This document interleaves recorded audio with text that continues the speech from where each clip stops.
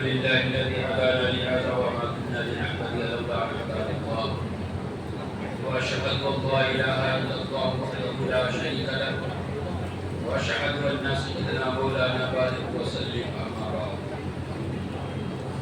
قال الله تبارك وتعالى: أعوذ بالله من الشيطان الرجيم بسم الله الرحمن الرحيم. إنا أنزلناه في ليلة القدر وما أدراك ما ليلة القدر ليلة القدر خير من ألف شهر تنزل الملائكة والروح فيها بإذن ربهم من كل أمر سلام هي حتى مطلع الفجر. صدق الله العظيم. آپ حضرات تشریف رکھیں، بہت ہی مبارک محفل ہے.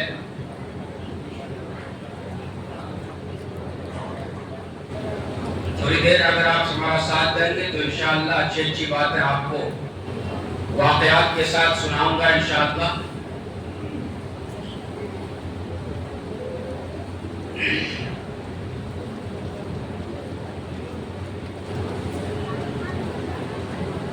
میرے دوستو،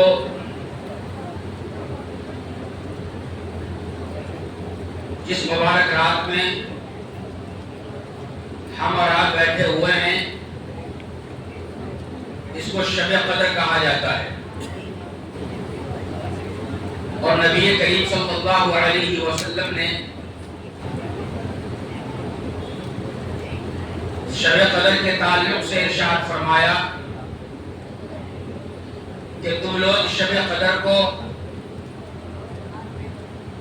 رمضان کے آخری عشرے کے طاق راتوں کے اندر تلاش کیا کرو. الحمدللہ ابھی رمضان کا آخری عشرہ چل رہا ہے. 26 رمضان گزر گئے، یہ 27 کی رات ہے. طاق رات کہتے ہیں بے جوڑے رات کو، یعنی 21 23 25 اور آج 27، پھر اس کے بعد 29. یہ 5 طاق راتیں ہیں. ان 5 طاق راتوں میں سے کوئی ایک رات جو ہوگی وہ شب قدر ہوگی. اسی لیے ہمیں یہ چاہیے تھا کہ ہم ان 5 راتوں کا خیال کر لیتے، 5 راتوں کا اہتمام کر لیتے تو انشاءاللہ ہمیں ضرور شب قدر مل جاتی. ہم یہ دعا کریں کہ اللہ آج کی رات کو شب قدر بنا دے اور ہم سبوں کو اس میں عبادت کی توفیق عطا فرما دے. ابھی اس کے بعد ایک اور رات 29 کی باقی ہے. پھر اس کے بعد چاند رات جو عید کی رات کہلاتی ہے وہ بھی بہت ہی فضیلت کی رات ہے. اس میں بھی اللہ تبارک و تعالی عبادت کو قبول فرماتا ہے اور دعاؤں کو قبول فرماتا ہے. ان راتوں کے اندر بھی ہمیں جگنے اور عبادت کرنے کا موقع تلاش کرنا چاہیے اور اہتمام کرنا چاہیے. میرے دوستو، جس مبارک رات کے اندر ہم اور آپ بیٹھے ہیں یہ وہ مبارک رات ہے جس میں اللہ تبارک و تعالی فرشتوں کے ذریعے سے یہ آواز لگواتے ہیں کہ ہے کوئی گناہگار، اللہ ان کے گناہوں کو بخش دے گا. ہے کوئی مصیبت زدہ، اللہ تبارک و تعالی ان کی مصیبتوں کو ختم فرمائے گا. ہے کوئی لا اولاد، اگر آج کی رات میں اگر وہ اللہ سے یہ دعا کرے کہ اللہ مجھے اولاد کی نعمت سے نواز دے تو اللہ تبارک و تعالی ان کو اولاد سے نوازے گا. اگر کسی کے فرما بردار اولاد ہیں تو ان کے حق میں یہ آج کی رات دعا کریں گے تو اللہ تبارک و تعالی اولاد کو فرما بردار بنا دے گا. اگر کسی مریض کو ڈاکٹر نے یہ علاج کرنے سے انکار کر دیا ہو کہ تمہاری بیماری لا علاج ہے تو کہا گیا کہ ان راتوں کے اندر اگر اپنی بیماری کی دعا کرے گا اللہ تبارک و تعالی سے تو لا علاج بیماری بھی اللہ تبارک و تعالی ان کی ختم فرمائے گا اور شفاء کلی ایسے لوگوں کو انشاءاللہ عطا فرمائے گا. لہذا بہت ہی مبارک رات ہے. ہمیں اور آپ کو چاہیے کہ ہم ان راتوں کا اہتمام کریں، آج کی رات ہم جگلیں اور اللہ تبارک و تعالیٰ کی عبادت کریں۔ میں قرآن کریم کی تلاوت جو سورہ قدر کی کیا ہوں، میں اس کا ترجمہ اور تفسیر آپ کے سامنے انشاءاللہ رکھوں گا۔ پھر اس کے بعد اللہ تبارک و تعالیٰ کی رحمت، اللہ تبارک و تعالیٰ کس طریقہ پر اپنے گنہگار بندوں کو معاف فرمانے کے لیے بہانے تلاش کرتا ہے، ایک دو واقعات آپ کے سامنے رکھوں گا اور پھر اپنی بات کو انشاءاللہ سمیٹنے کی کوشش کروں گا۔ سب سے پہلے اللہ تبارک و تعالیٰ نے 30ویں پارے کے اندر سورہ قدر میں اس رات کی فضیلت کو بیان فرمایا۔ اس سورت کی شان نزول کے اندر مختلف واقعات بیان کیے جاتے ہیں۔ اس میں سب سے پہلا واقعہ یہ بیان کیا جاتا ہے کہ بنی اسرائیل کے اندر ایک آدمی تھا شمعون جس کا نام تھا۔ ان کے بارے میں یہ بیان کیا جاتا ہے کہ اللہ تبارک و تعالیٰ کے سامنے، اللہ تبارک و تعالیٰ کے نزدیک ان کی عبادت کے وقت اس طریقہ پر بلند ہوئی، اس طریقہ پر اللہ نے اس کے مرتبہ کو بڑھایا کہ ان کی مثال اس زمانے میں لوگ دینے لگے کہ عبادت کرنا ہے تو فلاں شخص کی طرح عبادت کرو، چونکہ تقریباً 1000 مہینے تک انہوں نے اللہ تبارک و تعالیٰ کی عبادت کے اندر دن و رات گزارے، جہاد کے اندر اپنے دن و رات کو لگا دیا، گزارے۔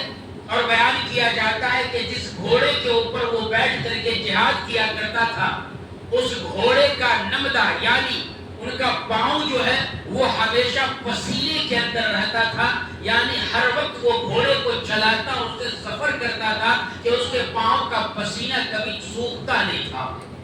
اس طریقہ پر پورے 1000 مہینے تک انہوں نے اللہ کی عبادت اس طریقہ پر کی۔ صحابہ کرام کے سامنے جب اس بنی اسرائیل کے اس نیک بندے کے واقعات کو جب بیان فرمایا گیا تو صحابہ کرام رنجیدہ ہوئے۔ وہ اللہ کے نبی صلی اللہ علیہ وسلم سے یہ کہنے لگے کہ اللہ کے نبی صلی اللہ علیہ وسلم، ہماری عمر تو بہت ہی کم ہے، ہم میں سے کئی لوگ تو ایسے ہیں جنہوں نے اپنے جوانی کو گناہوں کے اندر گزارا، چونکہ وہ لوگ کفر کے اوپر قائم تھے۔ نبی کریم صلی اللہ علیہ وسلم کی محنت کی وجہ سے، آپ کی تبلیغ کی محنت، ان کی وجہ سے ان لوگوں نے ایمان قبول کیا، تو آدھی زندگی تو خود پرستی کے اندر اور گناہوں کے اندر ان لوگوں کی گزر گئی۔ پھر اس کے بعد جب اللہ نے ایمان کی دولت سے نوازا تو ایسی صورت میں اب یہ دل کے اندر یہ فکر پیدا ہو رہی ہے کہ وہ لوگ تو 1000 سال اور 1000 مہینے تک اللہ کی عبادت کے اندر رات و دن گزارے ہیں، ہماری تو آدھی عمر خود پرستی کے اندر اور خدا کی نافرمانی میں گزری ہے۔ اب جو عمر اللہ نے دی ہے اس میں ہم نے عبادت کی ہے، تو ہم ان کی عبادتوں کا مقابلہ کس طریقہ پر کر سکتے ہیں؟ پھر نبی کریم صلی اللہ علیہ وسلم کے پاس بنی اسرائیل کے ایک نوجوان کا واقعہ بیان کیا گیا کہ شمعون نامی ایک نوجوان تھا جو اللہ تبارک و تعالیٰ کی عبادتوں کے اندر ہمہ وقت مصروف رہا کرتا تھا۔ ان کی عبادتوں کو دیکھ کر کے، ان کی ریاضتوں کو دیکھ کر کے اس زمانے کے لوگ بہت ہی زیادہ حیران تھے، اور لوگ یہ چاہتے تھے کہ یہ عبادتوں میں مشہور ہیں، یہ عبادت نہ کرے۔ چنانچہ ان لوگوں نے یہ پلاننگ کی کہ کچھ بھی ہو ہم اسے اپنے راستے سے ہٹائیں گے، چونکہ ہر کوئی اس کی تعریف کرتا ہے اور لوگ ان کی تعریف کو سننا کچھ لوگ برداشت نہیں کرتے تھے۔ چنانچہ ان لوگوں نے ان کی بیوی کو کچھ پیسوں کا لالچ دیا، ہیرے جواہرات کے لالچ دیے، سونے چاندی کے لالچ دیے کہ میں اتنا سونا چاندی تمہیں دوں گا، تم اپنے شوہر کو گرفتار کرو اور ان کے ہاتھوں پاؤں کو باندھ دو۔ رب کائنات کی قسم ہے میرے دوستو، ایک موٹی رسی لائی گئی، ان کا شوہر جب رات میں سویا چارپائی کے اوپر تو چاروں طرف سے اس رسی کے اندر ان کے شوہر کو اس نے جکڑ دیا۔ جب اس کی آنکھ کھلی، انگڑائی لی، رسی ٹوٹ گئی۔ شوہر نے پوچھا کہ باندھنے کی وجہ کیا ہے؟ تو بیوی یہ کہتی ہے کہ میں تمہاری طاقت کا اندازہ لگانا چاہ رہی تھی۔ پھر اس کے بعد میرے دوستو دوسرے دن زنجیر کے اندر اس کے اوپر باندھا گیا، پھر اس نے انگڑائی لی، ان کی طاقت اللہ تبارک و تعالیٰ نے یوں دے رکھی تھی کہ طاقت کی وجہ سے زنجیر ٹوٹ گئی. ایک شیطان انسانی شکل میں آیا لوگوں کے پاس اور کہا کہ دیکھو ایک کام کرو, ان کی بیوی سے کہو کہ ان اپنے شوہر سے پوچھیں کہ ان کی طاقت کا راز کیا ہے. چنانچہ جب بیوی نے شوہر سے پوچھا کہ تمہاری طاقت کا راز کیا ہے, تو اس نے کہا کہ دیکھو یہ میرے 18 بال جو دراز ہیں اور لمبے ہیں, زمین کے اوپر وہ جب میں چلتا ہوں تو وہ گھسیٹتا ہے, اسی کے اندر طاقت اللہ نے ہماری رکھ رکھی ہے. اگر اس بال کو پکڑ لیا جائے تو ایسی صورت میں میری طاقت ختم ہو جائے گی. چنانچہ جب ان کا شوہر سویا, لوگوں کفار و مشرکون کو ان کی بیوی نے بلا لیا اور بلانے کے بعد ان کے بال سے ان کے ہاتھ اور پاؤں کو چکر دیے گئے, باندھ دیے گئے, ان کی طاقت ختم ہو گئی. پھر اس کے بعد لوگوں نے انہیں باندھ کر کے ایک کھلے جگہ کے اندر لایا گیا جو ایک ہی ستون کے اوپر 400 فٹ لمبی دیواریں اور چھت جو ہے قائم کیا گیا تھا. اس بیچ میں ایک ہی جو ہے کھمبا تھا, ایک ہی پلر تھا, اس کے اندر چاروں طرف سے اسے باندھ دیا گیا. اب وہ مقید ہو گیا, قید ہو گیا, دشمنوں کے نظرے میں آ گیا اور ایسی صورت میں ان کی جان مکمل طور پہ ختم ہونے والی تھی. پھر اللہ تبارک و تعالیٰ سے اس بندے شمعون نامی نے یہ دعا کی ہے کہ اللہ تبارک و تعالیٰ آپ رحیم ہیں, آپ کریم ہیں, باریک سی باریک باتوں کو جاننے والے ہیں اور دیکھنے والے ہیں. دیکھیے دشمنوں نے مجھے گھیر لیا ہے, قید کر لیا ہے, لیکن آپ کو کہ آپ اس قید کے بندھنوں سے ہمیں آزاد کرانے والے ہیں. یا اللہ مجھے ان کفار و مشرکین کے بندھنوں سے آزاد کروائیے اور مجھے ان چھت سے باہر نکالیے اور چھت سمیت ان تمام کفار و مشرکین کو ہلاک و برباد کر دیجیے.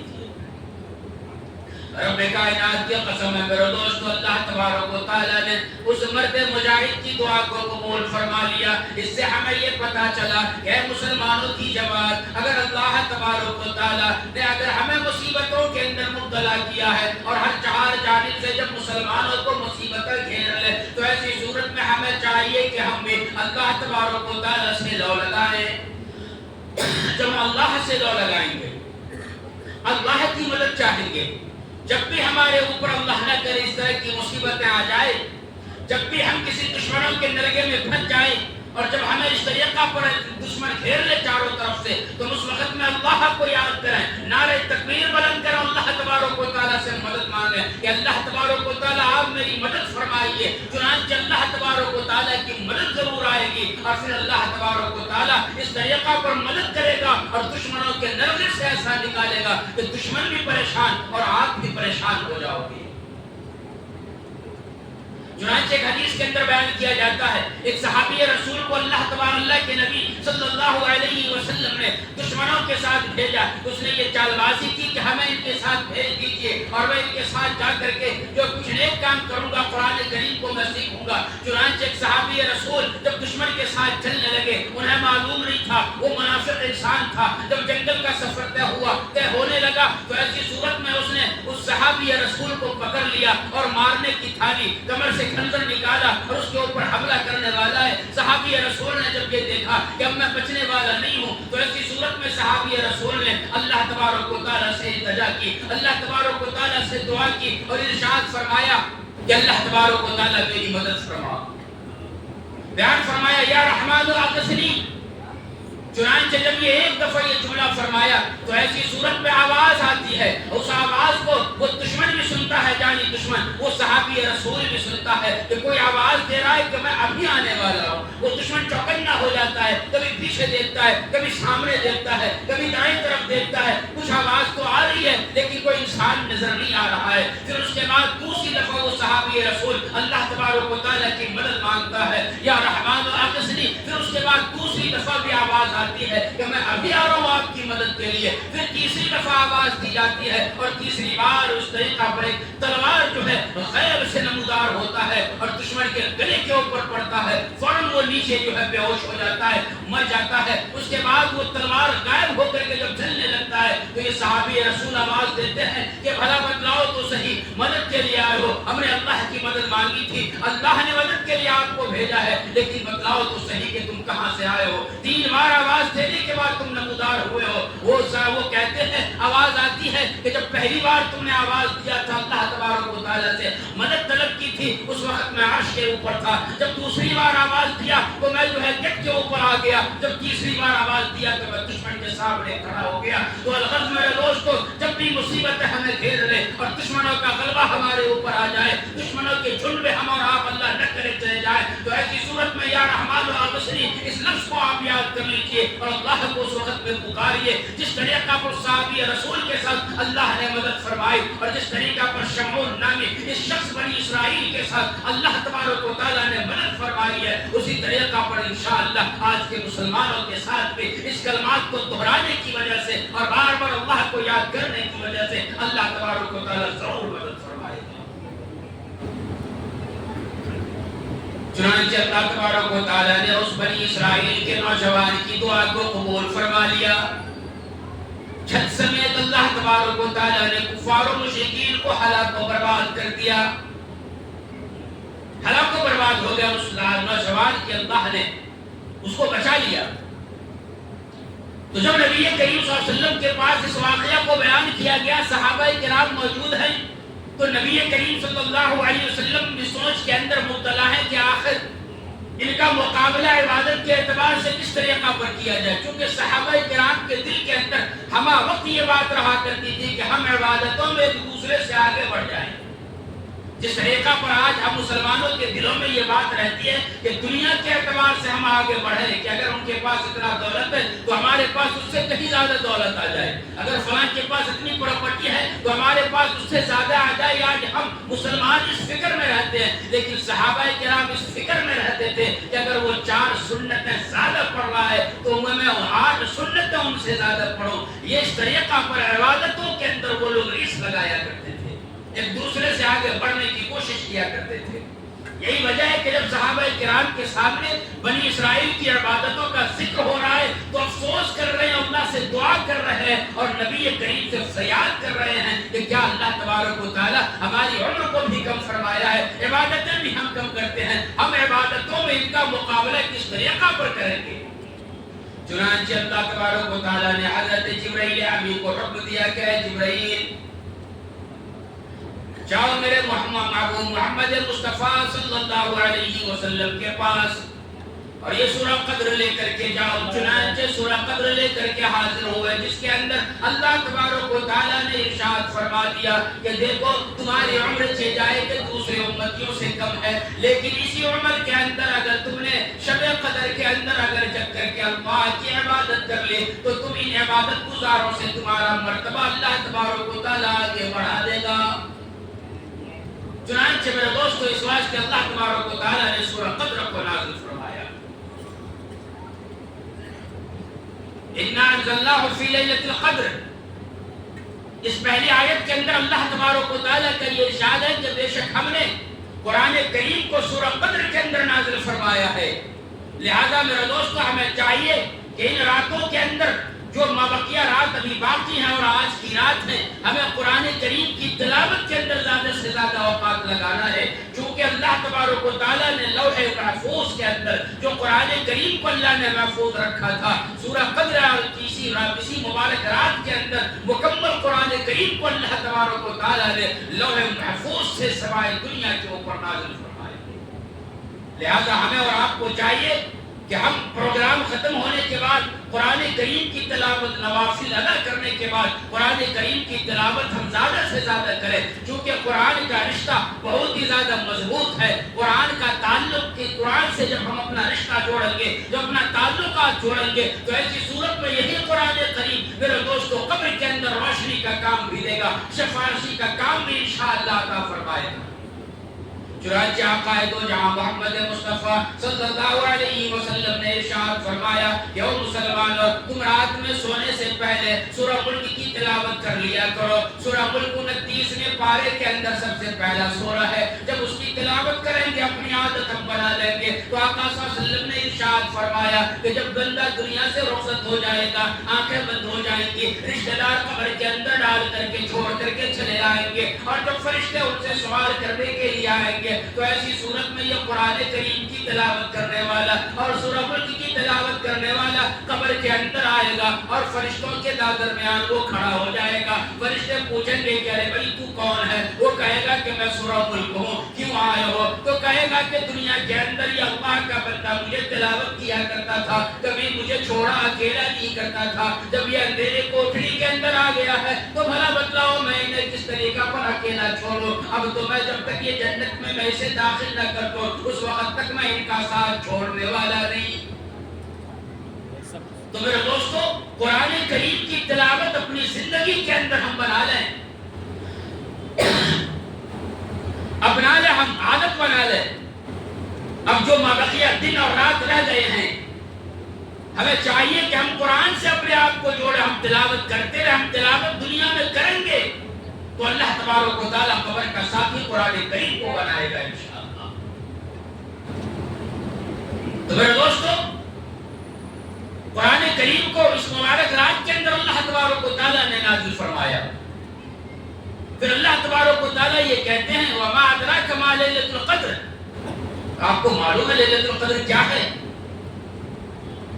پھر اللہ تبارک و تعالیٰ نے آگے خود ہی جواب دیا لیلۃ القدر خیر من الف شہر، یہ جو لیلۃ القدر ہے یہ 1000 مہینے سے بہتر ہے۔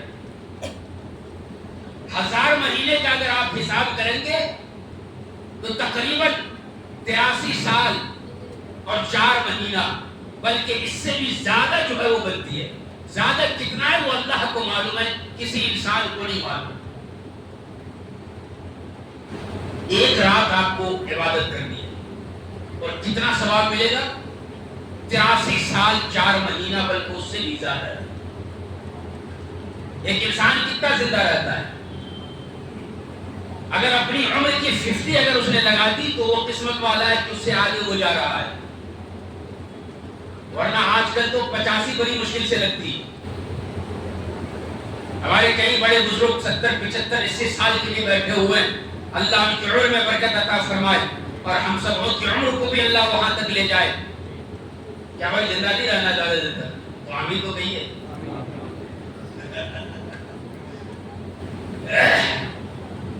تو میرے دوستو پہلا اجازت ہو تو چائے پی لوں۔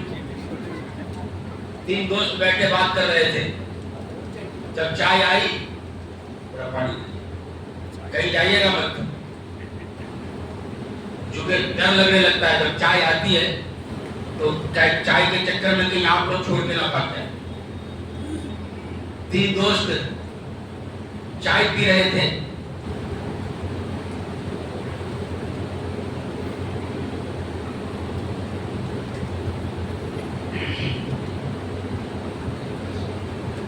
بلکہ حادثہ بازار میں آ جائے گا، جو نہیں ہوگا وہ اخبار میں آ جائے گا، اور چائے والوں کی کرو یارو قدر معلوم نہیں کب کون سرکار میں آ جائے گا۔ تو 3 دوست چائے پی رہے تھے، تو اس میں سے ایک نے یہ کہا کہ بھائی میں بہت ہی گرم چائے پیتا ہوں۔ کہا کتنی گرم پیتے ہو؟ تو اس نے کہا کہ میں جس برتن میں چائے بنتی ہے، چائے تیار ہونے کے بعد فوراً میں کپ میں ڈالتا ہوں اور اس کو پی لیتا ہوں۔ تو دوسرے نے کہا کہ یہ کیا گرم چائے ہے؟ میں تو اس سے بھی زیادہ گرم چائے پیتا ہوں۔ تو کہا بھائی تو کتنی گرم چائے پیتا؟ تو اس نے کہا کہ جس برتن میں چائے بنتی ہے تیار ہونے کے بعد میں اسی برتن کو منہ میں لگا لیتا ہوں۔ تو تیسرے دوست نے کہا یہ تو کچھ بھی نہیں ہے، میں تو اس سے بھی زیادہ گرم پیتا ہوں۔ تو کہا کہ بھائی اس سے زیادہ گرم اور کیا چائے ہوگی؟ تو کہا کہ میں چائے پتی اور دودھ اور شکر خود کا کر کے چولہے پہ بیٹھ جاتا ہوں۔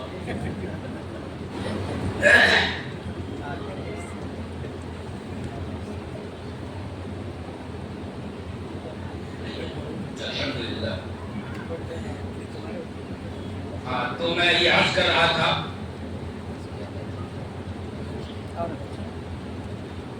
کہاں پہ تھا یاد ہے؟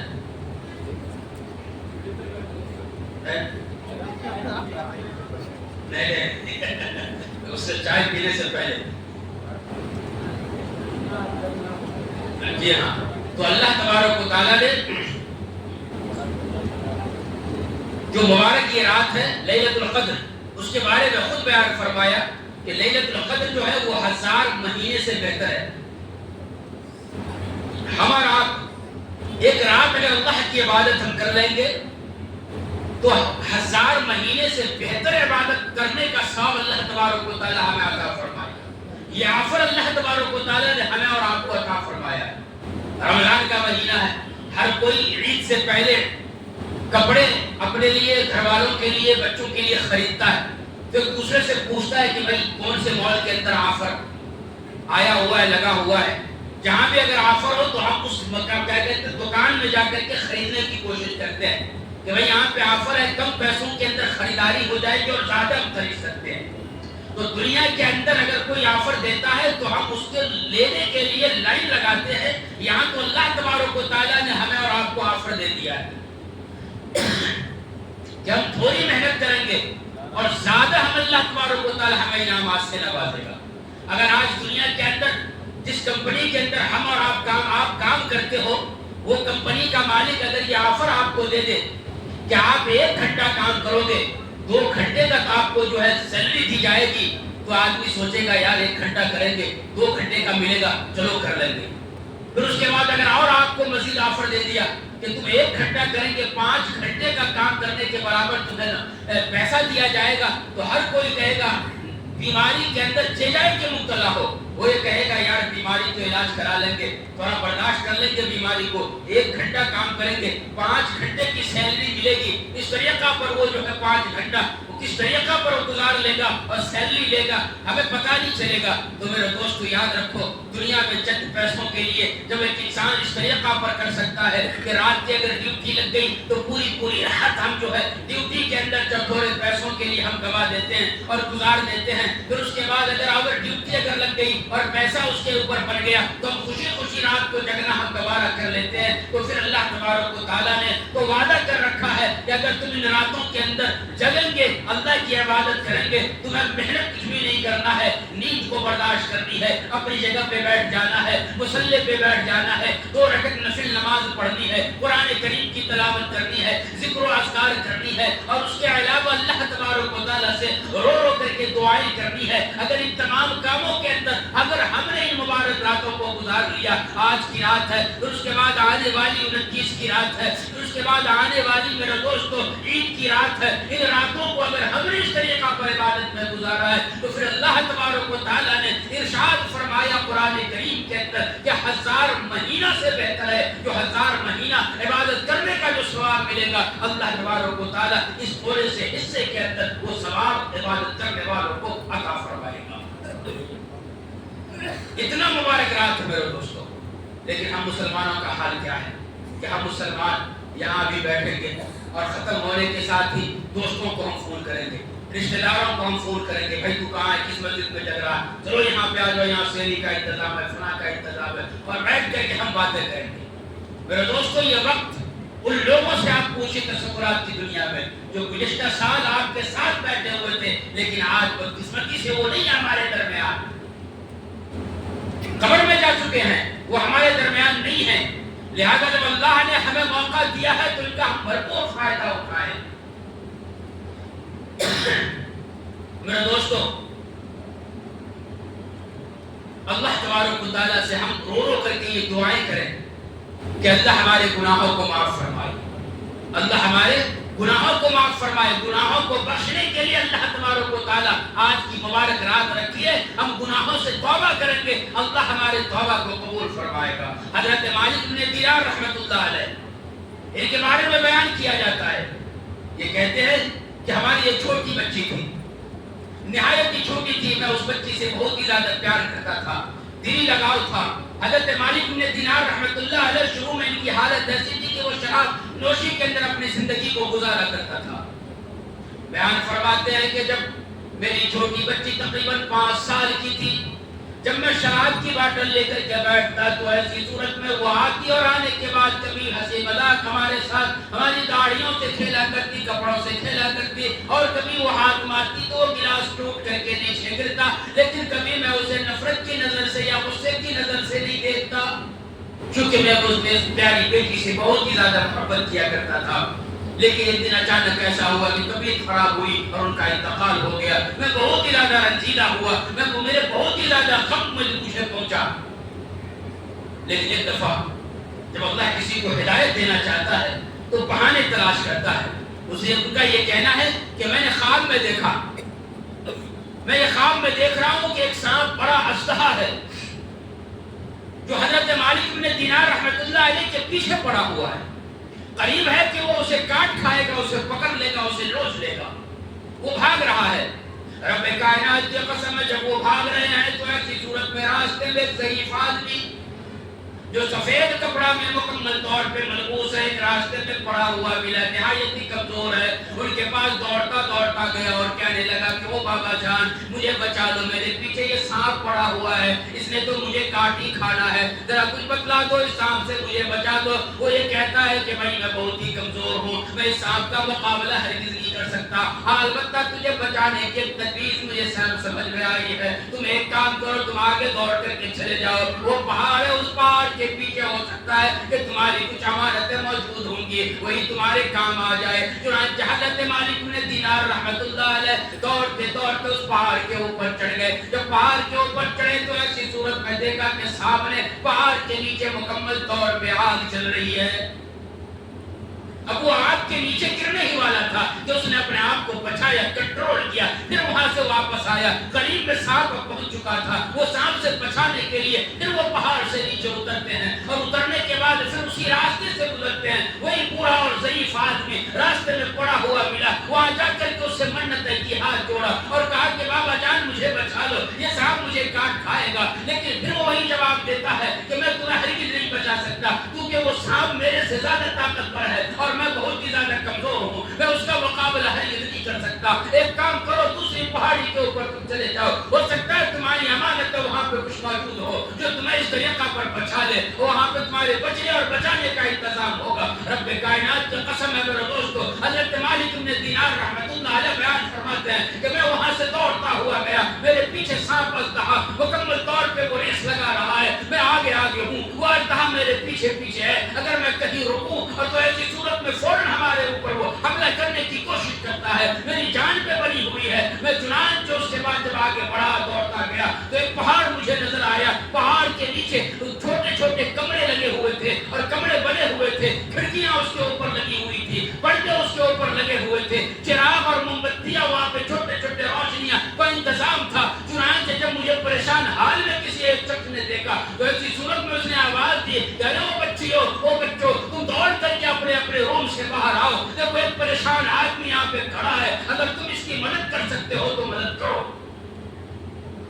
چنانچہ حضرت مالک بن دینار رحمت اللہ علیہ ارشاد فرماتے ہیں کہ چھوٹے چھوٹے بچے جب باہر نکلے تو ایسی صورت میں میری نظر میری 5 سال کی بچی کے اوپر پڑی، میری نظر میرے 5 سال کی بچی پہ پڑی اور بچی کی نظر میرے اوپر پڑی۔ میری بچی دوڑ کر کے آئی اور آنے کے بعد میرے پاس میرے گود میں اچھل کر کے بیٹھ گئی۔ پھر اس کے بعد جو سانپ قریب آ گیا تھا اس نے اپنے ہاتھ کے ذریعے سے ایسا جب کیا تو سانپ پھر واپس پیچھے کی طرف بھاگنے لگا۔ حضرت مالک بن دینار رحمت اللہ علیہ کہتے ہیں کہ بیٹی تو یہاں کیا کر رہی ہے، تو یہاں کس طریقہ پر آئی؟ کہا کہ ہاں میں یہاں آئی ہوں۔ پھر اس کے بعد اس نے قرآن کریم کی ایک آیت پڑھی، اس چھوٹی بچی نے قرآن کریم کی ایک آیت پڑھی، الم یعنی للذی آمنوا ان تخشع قلوبهم لذکر اللہ۔ اس کا میننگ یہ ہے کہ اے ایمان والو، کیا وقت نہیں آیا ہے کہ تم اللہ کی یاد سے تمہارا دل نرم ہو جائے اور تم اللہ کی یاد تمہارے دل کے اندر پیدا ہو؟ کیا یہ وقت ایمان والوں کے لیے نہیں آیا ہے؟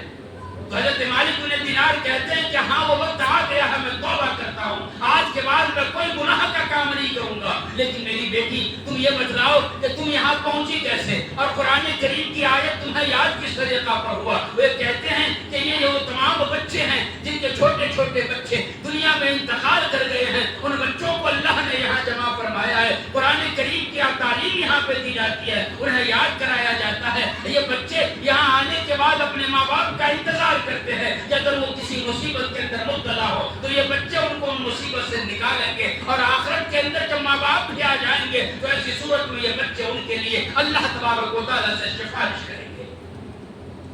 اس واسطے میرے نوجوانوں، میرے بھائیوں اور بزرگوں، اگر بچپنے کے اندر اگر آپ کی اولاد میں سے کسی ایک کا انتقال اگر ہو گیا ہو تو ایسی صورت میں ان کے اوپر تم آنسو مت بہاؤ، بلکہ تمہیں چاہیے یہ کہ اللہ تبارک و تعالیٰ نے ان بچوں کو ذریعے سے تمہارے جنت کا وسیلہ ان بچے کو بنا دیا ہے کہ جب تم اس طریقہ پر آخرت میں گر جائیں گے تو اللہ تبارک و تعالیٰ کے حکم سے وہ بچے اپنے ماں اور باپ کی سفارش کرنے کے لیے دوڑ کر کے آئیں گے۔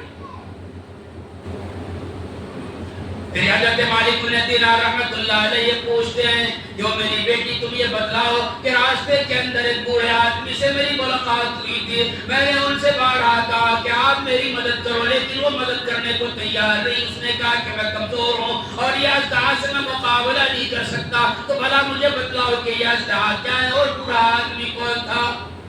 ذرا غور سے سنیے میرے دوستو۔ وہ بچے یہ کہتے ہیں، حضرت مالک بن دینار رحمۃ اللہ علیہ آگے لکھتے ہیں، وہ بیان فرماتے ہیں کہ اس وقت میری چھوٹی بچی 5 سال کی بچی نے کہا کہ ابا جان یاد رکھو یہ اژدہا جو تھا وہ آپ کے برے اعمال تھے، آپ نے دنیا کے اندر برے اعمال اس طریقہ پر کیے کہ ایسا ان کو طاقتور بنا لیا، ایسا طاقتور بنا لیا کہ سانپ کی شکل میں آپ کو دکھلایا گیا، اور وہ ضعیف آدمی جو ملا تھا وہ آپ کے نیک اعمال تھے۔ نیک اعمال آپ کا اتنا زیادہ کمزور ہے کہ اپنی کمزوری کی وجہ سے برے اعمال طاقتور کا مقابلہ ہرگز نہیں کر سکتا۔ آج ہم مسلمان اپنے گریبان میں جھانک کر کے دیکھیں کہ ہم نے اپنے نیک اعمال کو طاقتور بنایا ہوا ہے یا پھر اپنے برے اعمال کو طاقتور بنایا ہوا ہے۔ اپنے گریبان میں جھانکیں، اپنی مابقیہ پچھلے زندگی کے اوپر ہم غور و فکر کریں کہ ہماری دن اور رات کس طریقہ پر گزرے، گناہوں میں گزرے ہیں یا پھر نیکیوں میں گزرے ہیں۔ میرے دوستو اگر گناہوں میں گزرے ہیں تو آج کی رات اللہ نے دی ہے توبہ کرنے کے لیے۔ جب ہم توبہ کریں گے تو اللہ تبارک و تعالی ہمارے توبہ کو قبول فرمائے گا۔ جب توبہ کو قبول فرمائے گا تو اللہ تبارک و تعالی ہمارے توبہ کو قبول فرمانے کے بعد ہمارے پچھلے تمام گناہوں کو انشاءاللہ نیکیوں میں تبدیل فرمائے گا۔ چونکہ بنی اسرائیل کے اندر حضرت موسیٰ علیہ السلام کو نبی بنا کر کے بھیجا گیا، نبی بنا کر کے جب بھیجا گیا، بنی اسرائیل میں ایک نوجوان تھا جو گناہوں کے اوپر گناہ کیا کرتا تھا، بہت ہی زیادہ میرے دوستو گناہ گار تھا، لیکن اتنا گناہ ان کا بڑھ گیا کہ گھر والوں نے بھی انہیں اپنے گھر سے نکالا، شہر والوں نے بھی نکالا، محلے والوں نے بھی گھر سے محلے سے نکال دیا۔ وہ نوجوان جنگل کے اندر اپنی زندگی گزارنے لگ گیا۔ جب وہ بیمار پڑا، وہ سامنے دیکھا کوئی بھی نہیں، پیچھے دیکھا کوئی مددگار نہیں، پہلو میں دیکھا دائیں طرف دیکھا بائیں طرف دیکھا، کوئی بھی مددگار نہیں ہے۔ آسمان کی طرف اپنے چہرے کو اٹھا لیا، اللہ تبارک و تعالیٰ سے دعا کرتا ہے کہ مولا ہمارے توبہ کو قبول فرما لے، میں نے بہت ہی زیادہ غلطیاں اپنی زندگی میں کی ہے اور گناہوں کے اوپر گناہ ہم نے کیے ہیں کہ گھر والوں نے نکالا، شہر والوں نے نکالا، یا مولا اگر آپ بھی مجھے نکالیں گے تو میں کس کے در پہ جاؤں گا؟ مولا میں توبہ کرتا ہوں، آج کے بعد میں کوئی گناہ کا کام نہ کروں گا۔ چنانچہ اللہ تبارک و تعالیٰ نے ان کے توبہ کو قبول فرما لیا۔ پھر اتنا توبہ کو قبول فرمانے کے بعد میرے دوستو نبی کریم صلی اللہ علیہ وسلم نے ارشاد فرمایا کہ جب کوئی بندہ اللہ کا جب کوئی توبہ کرتا ہے تو اللہ ان کے توبہ کو، ان کے گناہوں کو ان کے نیکیوں میں تبدیل فرماتا ہے۔ چنانچہ جب اللہ نے ان کے توبہ کو قبول فرما لیا، پھر اس کے بعد چند دنوں کے بعد ان کا انتقال ہو گیا۔ پھر اللہ تبارک و تعالیٰ نے حضرت موسیٰ علیہ السلام کو وحی کی کہ میرے پیغمبر جنگل کے اندر میرا دوست ہے، اس کا انتقال ہو چکا ہے، آپ ان کے جنازے کے اندر جائیں، تزہید و تکفین کا انتظام کریں اور لوگوں میں یہ اعلان کر دیں کہ جو ان کی نماز جنازہ میں شریک ہوگا میں ان تمام کے گناہوں کو معاف فرماؤں گا۔ یہ اعلان کرنا تھا کہ سارے کے سارے لوگ جنگل کی طرف دوڑنے لگے۔ اس آدمی کو تلاش کیا تو دیکھنے کے بعد سارے لوگ کہنے لگے کہ اے موسیٰ یہ تو وہ آدمی ہے جس کو ان کے گناہوں کی وجہ سے اپنے شہر سے باہر نکالا ہے۔ حضرت موسیٰ علیہ السلام نے اللہ سے کہا کہ یا اللہ کیا معاملہ ہے؟ آپ کہتے ہیں کہ یہ آپ کا دوست ہے، شہر والے کہتے ہیں کہ یہ گناہگار ہے، آخر معاملہ کیا ہے؟ تو اللہ پاک نے ارشاد فرمایا کہ شہر والے سچ کہہ رہے ہیں اور میں بھی ٹھیک کہہ رہا ہوں۔ یہ شہر والے سچ اس لیے کہہ رہے ہیں کہ واقعتاً یہ گناہگار تھا، لیکن جب ہمارے دربار میں آیا انہوں نے گناہوں سے توبہ کی ہے اور اس طریقہ پر رکت انگیز انہوں نے توبہ کی ہے اور دعا کی ہے کہ اگر اس وقت میں یہ اپنے لیے نہیں بلکہ اپنے ساتھ ساتھ پورے شہر والوں کے لیے اور پورے دنیا کے گنہگاروں کے لیے اگر وہ معافی مانگتا اور دعا کرتا تو میں ان کے کیا کہتے ہیں توبہ کے صدقے میں ان تمام گنہگاروں کے گناہ کو میں جو ہے معاف فرما دیتا۔ پھر آپ نے ارشاد فرمایا کہ جو بھی اس کے اندر کے جنازے میں شریک ہوگا میں ان کے گناہوں کو معاف فرماؤں گا۔ تو میرے دوستو اتنے سالوں تک گناہ کا کام کرنے والا جب بندہ رو رو کر کے اللہ سے دعائیں کر رہا ہے اور توبہ کر رہا ہے تو اللہ تبارک و تعالیٰ ان کی توبہ کو قبول فرماتا ہے۔ ہم اور آپ بھی، ہماری اور آپ کی عمر کتنی ہے؟ جو بھی عمر گزری ہے اگر وہ گناہوں میں گزری ہے تو آج کی رات میں رو رو کر کے اللہ تبارک و تعالیٰ سے توبہ کر لیجئے، اللہ سے معافی مانگ لیجئے۔ جب ہم اور آپ اللہ سے معافی مانگیں گے تو ایسی صورت میں اللہ تبارک و تعالیٰ ہمارے گناہوں کو معاف فرمائے گا، توبہ کو قبول فرمائے گا. پھر اس کے بعد اثر نو جو ہم زندگی شروع کریں گے تو انشاءاللہ زندگی میں برکت آئے گی، کمائی میں برکت آئے گی، عمر میں برکت آئے گی، اور پیسوں کے اندر انشاءاللہ اللہ تبارک و تعالیٰ پھر برکت عطا فرمائے گا. لہذا آج کی مبارک رات اللہ تبارک و تعالیٰ نے ہمیں اور آپ کو عطا فرمایا ہے. ہمیں چاہیے کہ ہم ان راتوں کا عبادتوں کے اندر اہتمام کریں، قرآن کریم کی ہم زیادہ سے زیادہ تلاوت کریں، اور پھر اس کے بعد ہم اللہ تبارک و تعالیٰ سے رو رو کر کے دعا کرنے والے بنیں. تو اس رات کے تعلق سے آگے نبی کریم قرآن کریم کے اندر اللہ تبارک و تعالیٰ نے ارشاد فرمایا وَمَا أَدْرَاكَ مَا لَيْلَةُ الْقَدْرِ لَيْلَةُ الْقَدْرِ خَيْرٌ مِّنْ أَلْفِ شَهْرٍ تنزل الملائکۃ والروح فیہا بإذن ربہم من کل امر. کہ اس رات کے اندر حضرت جبرائیل علیہ السلام اس زمین کے اوپر اللہ تبارک و تعالیٰ کی اجازت سے نازل ہوتے ہیں. فرشتوں کی بڑی تعداد ہوتی ہے. حضرت جبرائیل علیہ السلام کا اس رات میں نازل ہونا یہ رات کے بابرکت ہونے کی بہت بڑی دلیل ہے میرے دوستوں. اس لیے جب فرشتے نازل ہو رہے ہیں اور عبادت کرنے والوں سے جو عبادت کرتے ہیں، رکعت انگیز دعائیں کرتے ہیں، ایسے لوگوں سے وہ فرشتے مصافحہ کرتے ہیں. اس لیے ہمیں چاہیے کہ ہم ان راتوں کے اندر اللہ کی عبادت کے اندر ہم اس رات کو گزاریں. پھر اس کے بعد اس رات کے اوپر رحمتوں کا نزول کب تک ہوتا ہے؟ خود اللہ تبارک و تعالیٰ نے قرآن کریم کے اندر ارشاد فرمایا سلام ہی حتی مطلع الفجر، کہ یہ رحمتوں کا سلسلہ فجر تک، طلوع فجر تک مکمل طور پہ میرے دوستو یہ چلتا رہتا ہے. لہذا ہمیں چاہیے کہ ہم ان راتوں کا اہتمام صحیح طور پہ کریں. میرے دوستو اللہ تبارک و تعالیٰ تھوڑا تھوڑا بہانے تلاش کرتا ہے کہ کسی بھی طریقہ سے میں اپنے بندوں کو معاف فرما دوں. ایک اللہ کا بہت ہی بڑا بزرگ ہے جس کا نام عبد الواحد ابن زید ہے. انہوں نے اپنا ایک واقعہ لکھا کہ سمندر کا وہ سفر کر رہے ہیں. درمیان سمندر کے اندر جب وہ پہنچے تو پہنچنے کے بعد سمندر کے اندر طغیانی آئی، ہوا تیز چلنے لگی، وہ پریشان ہو گئے.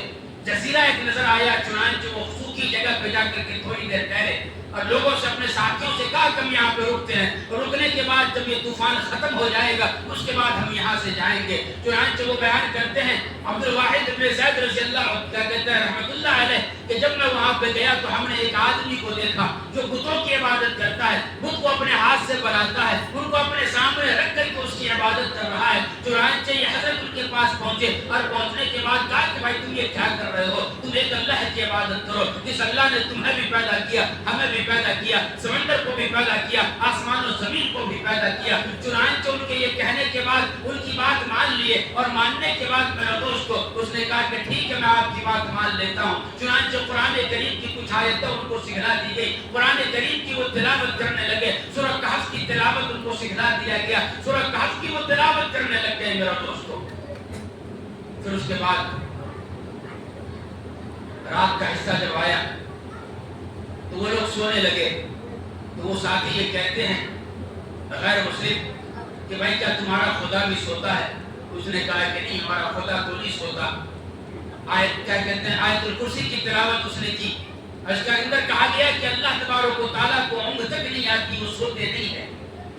تو وہ ساتھی یہ کہنے لگے غیر مسلم کہ جب اللہ تبارک و تعالیٰ سوتے نہیں تو تم اس کے بندے ہو کر کے کس طریقہ پر سو رہے ہو؟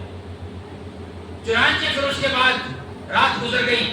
رات گزر جانے کے بعد ساتھیوں نے کہا کہ بھائی یہ غیر مسلم ساتھی ہے، ایمان قبول کر چکا ہے، ہم ان کے لیے کھانے پینے کا انتظام کر دیتے ہیں. چنانچہ ساتھیوں سے پیسہ جمع کیا، اکٹھا کر کے جب وہ غیر مسلم ساتھی کو دینے لگے تو اس نے کہا کہ بھائی تم یہ کیا کر رہے ہو؟ کہا کہ بھائی تم ایمان قبول کرے ہو، تمہارے لیے پیسوں کی ضرورت پڑے گی اور ہم تمہارے لیے انتظام کر دیتے ہیں. تو وہ مسلم کیا کہتا ہے، غیر مسلم ساتھی یہ کہتا ہے کہ بھلا بتلاؤ میری عمر 62 سال ہو چکی ہے، 62 ایئر کی زندگی میں گزار چکا ہوں. جب میں غیر مسلم تھا اس وقت بھی اللہ تبارک و تعالیٰ نے مجھے کھلایا جبکہ میں اللہ کی عبادت نہیں کرتا تھا. جب بھی اللہ نے مجھے کھلایا ہے، جب میں اللہ کو مان لیا ہوں اور اللہ کی عبادت کرنے والا بن گیا ہوں تو پھر اللہ تبارک و تعالیٰ مجھے بھوکا کس طرح پر رکھے گا؟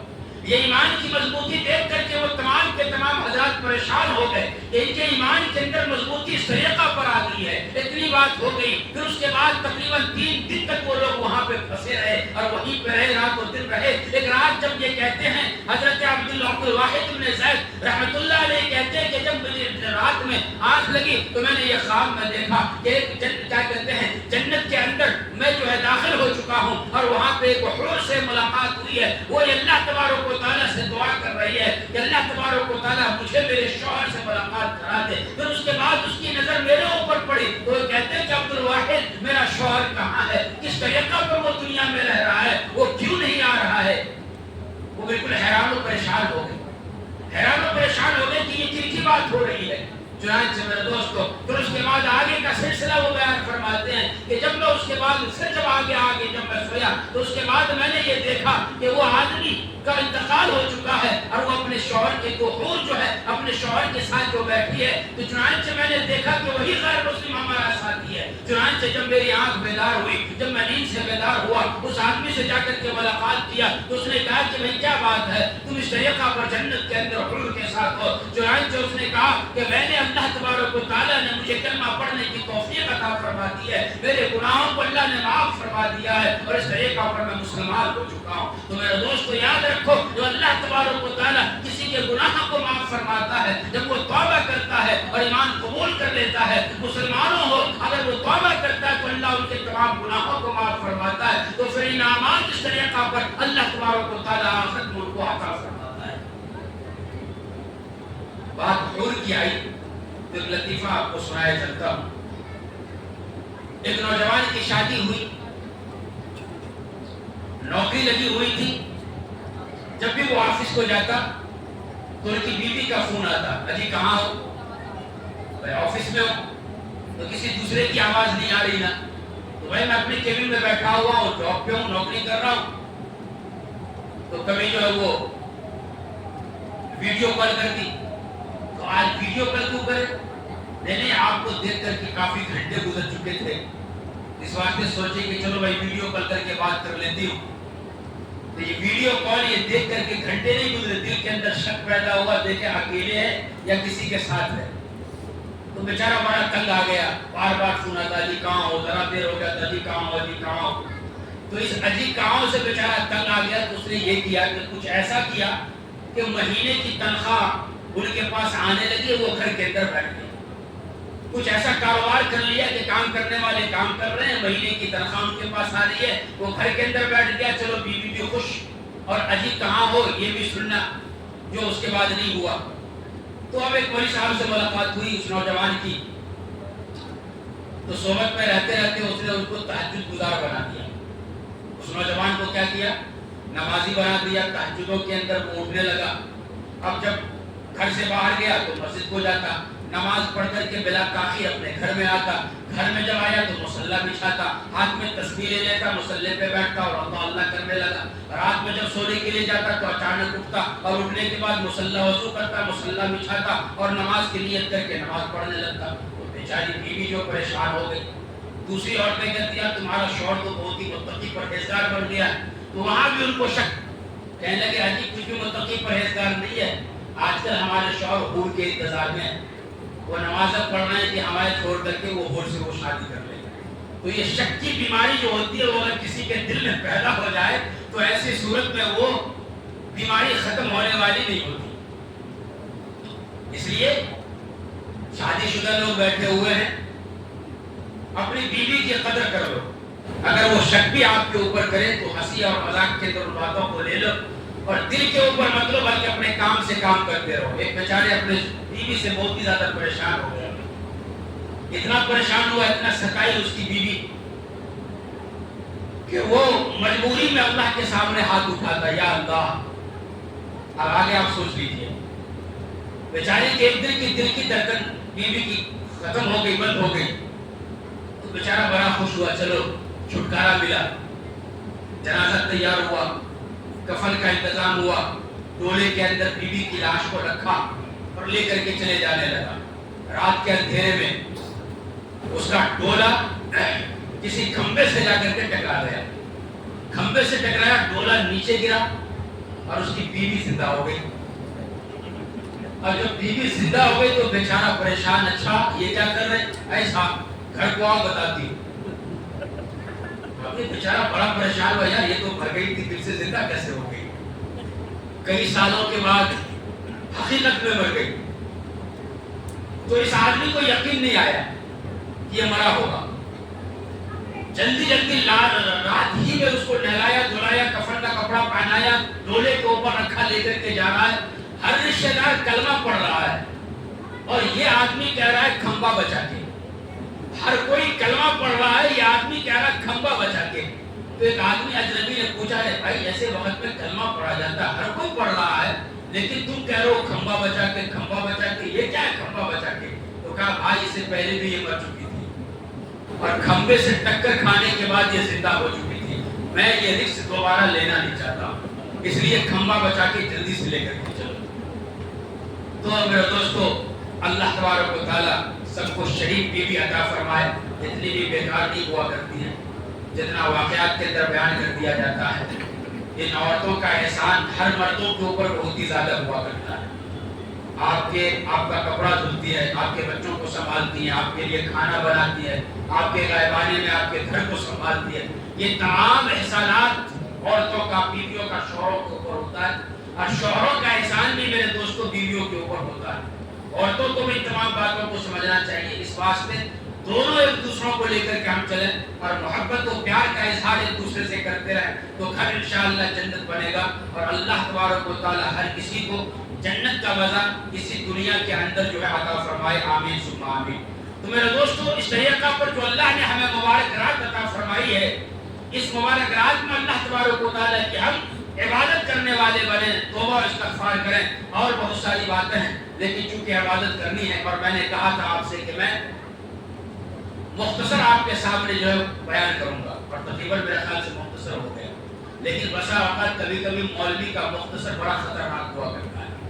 ایک مولوی صاحب کی دعوت ہوئی تو دعوت کھانے کے لیے گئے تو پیٹ بھر کر کے کھا لیا، تو گھر والوں نے کہا حضرت تھوڑا اور لیجیے، تو حضرت نے کہا ٹھیک ہے مختصر ڈالیے، تو مختصر تھوڑا سا اور کھانا ڈالا گیا، وہ ختم ہوا تو گھر والوں نے کہا حضرت تھوڑا اور لیجیے، اچھا ٹھیک ہے مختصر ڈالیے، تو تھوڑا اور مختصر کھانا ڈالا گیا، پھر وہ ختم ہوا، گھر والے نے کہا حضرت تھوڑا اور لیجیے، اچھا ٹھیک ہے مختصر ڈالیے۔ مختصر کے چکر میں پورا ہانڈی ختم ہو گیا، لیکن حضرت کا مختصر ختم نہیں ہوا۔ تو کبھی کبھی خطرناک ہوتا ہے مختصر، لیکن آج اصلی مختصر ہے۔ اسی چند باتوں پہ اپنی بات کو میں انشاءاللہ ختم کرتا ہوں۔ آخر میں یہ چیزیں آپ کے سامنے میں ضرور رکھوں گا کہ جو اللہ تبارک و تعالیٰ نے ہمیں اور آپ کو مبارک رات عطا فرمائی ہے،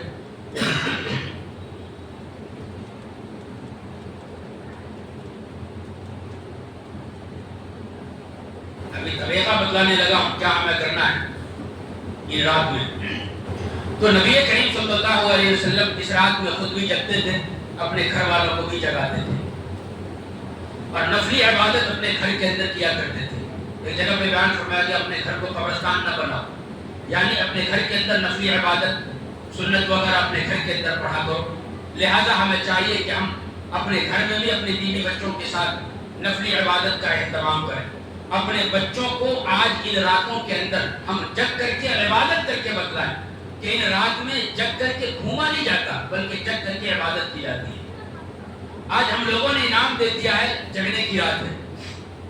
کئی بار میں نے آپ لوگوں سے کہا ہے جگنے کی رات نہیں بلکہ عبادت کی رات اپنے بچے کے دل میں ڈالیں۔ ہم جب جگنے کی رات کہتے ہیں تو ہمارے بچے یہ سوچتے ہیں کہ بھائی جگنے کی رات ہے، چاہے جیسا بھی جاگو، دوستوں میں بات کر کے جاگو، گھر میں دوستوں کے ساتھ بیٹھ کر کے کیرم بورڈ کھیل کر کے جاگو، یا لوڈو کھیل کر کے جاگو، یا کسی گیم کے اندر مبتلا ہو کر کے جاگو۔ جگنے کی رات جب کہتے ہیں تو بچوں کے دلوں میں یہ تصور پیدا ہوتا ہے، لیکن اگر ہم عبادت کی رات کریں گے اور عبادت اپنے بچے کے ساتھ کریں گے تو انشاءاللہ میرے دوستو ہمارے بچے عبادت کرنے والے بنیں گے، اور وہ پھر عبادت جب وہ کریں گے تو اللہ ان کی عبادت میں خوش ہوگا، اور خوش ہونے کے بعد اللہ ہماری مصیبتوں کو انشاءاللہ دور فرمائے گا۔ لہذا ہم تمام نوجوانوں سے بھی ہماری یہ درخواست ہے کہ آپ اپنے اپنے مسجد، اپنے اپنے گھروں میں عبادتوں کا اہتمام کیجیے۔ چبوتروں کے اوپر برائے مہربانی مت بیٹھیے دوستوں کے ساتھ، فونوں سے کم آج کی رات اور آنے والے 3-4 دن جو رمضان کے باقی ہو گئے اسے اپنے آپ کو بچائیے اور عبادت میں لگائیے، قرآن کریم کی تلاوت پہ اپنے آپ کو اپنا وقت جو ہے لگائیے۔ پھر اس کے بعد ہم دوستوں کے ساتھ کیا کرتے ہیں، پھر گاڑیوں کے اوپر بیٹھ کر کے ہم مقابلہ کرتے ہیں، ایک دوسرے سے ریس لگاتے ہیں، بھگاتے ہیں گاڑیوں کے اوپر بیٹھ کر کے۔ یہ ہرگز مت کیجیے، اللہ نہ کرے کہیں ایکسیڈنٹ ہو گیا، کچھ حادثہ ہو گیا تو ایسی صورت میں خواہ ہماری جان چلی جائے گی ایسے لوگوں کی۔ لہٰذا جب بات کمپلیٹ ہو جائے تو آپ وضو کیجیے، یہیں پہ رہ کر کے آپ عبادت کیجیے، قرآن کریم زیادہ سے زیادہ پڑھیے، نوافل کا انتظام کیجیے، کیا کہتے ہیں اہتمام کیجیے، جتنا ہو سکے آپ 2 رکعت کر کے نفل پڑھیے۔